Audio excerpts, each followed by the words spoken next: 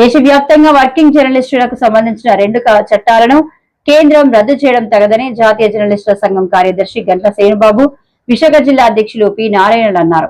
ఆయా 2 చట్టాల రద్దును నిరసిస్తూ సోమవారం జిల్లా కలెక్టర్ కార్యాలయం ఎదుట వర్కింగ్ జర్నలిస్టులు నల్ల బ్యాడ్జ్లతో శాంతియుత నిరసన తెలియజేశారు. 2 చట్టాలను కేంద్ర ప్రభుత్వం కొంతకాలం క్రితం రద్దు చేయడం జరిగింది. ఇందులో ప్రధానంగా వర్కింగ్ జర్నలిస్టులకు సంబంధించిన చట్టం 1955, అలాగే జర్నలిస్టుల వేతనాల చెల్లింపులకు సంబంధించిన చట్టం 1958 రద్దు చేసిన వాటిలో ఉన్నాయి. అయితే దాదాపు 70 ఏళ్ళ తర్వాత ఈ 2 చట్టాలు రద్దు చేయడాన్ని మేము ఈరోజు శాంతియుతంగా నిరసన ప్రదర్శన నిర్వహిస్తాం. ఎందుకంటే ఈ చట్టాలని రద్దు చేయడం వల్ల జర్నలిస్టులు చాలా వరకు కూడా హక్కులు కోల్పోయే ప్రమాదం.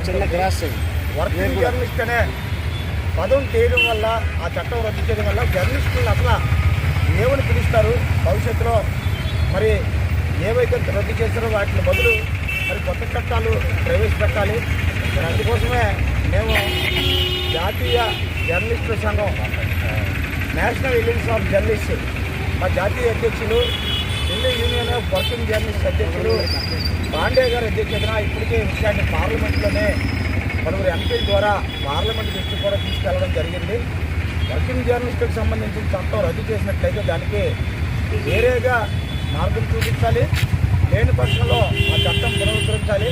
అలాగే వేతనాల చెల్లింపులకు సంబంధించిన చట్టం కూడా రద్దు చేశారు కాబట్టి దానికి కూడా మరి ప్రత్యామ్నాయ మార్గం చూపించాలి. లేదా ఆ 2 చట్టాలను పునరుద్ధరించాలని ఇవాళ ఆంధ్రప్రదేశ్ వర్కింగ్ జర్నలిస్టుల ఫెడరేషన్ రాష్ట్ర కార్యవర్గం ఇచ్చిన పిలుపు మేరకు విశాఖపట్నం జిల్లా అధ్యక్షులు నారాయణ గారు, కార్యదర్శి శ్రీనివాసరావు గారి నేతృత్వంలో మేమంతా కూడా ఇక్కడ శాంతియుతంగా మా యొక్క నిరసన తెలియజేశాం. కాబట్టి మేము కేంద్రాన్ని ఒకటే కోరుతున్నాం, 2 కార్మిక చట్టాలు, 2 జర్నలిస్టుల చట్టాలు కూడా తక్షణమే పునరుద్ధరించాలి. లేని పక్షంలో వాటికి మించి ప్రత్యామ్నాయం చూపించాల్సి ఉంది. అలాగే ఈ నెల 11న జర్నలిస్టుల డిమాండ్స్ డే కూడా నిర్వహిస్తున్నాం.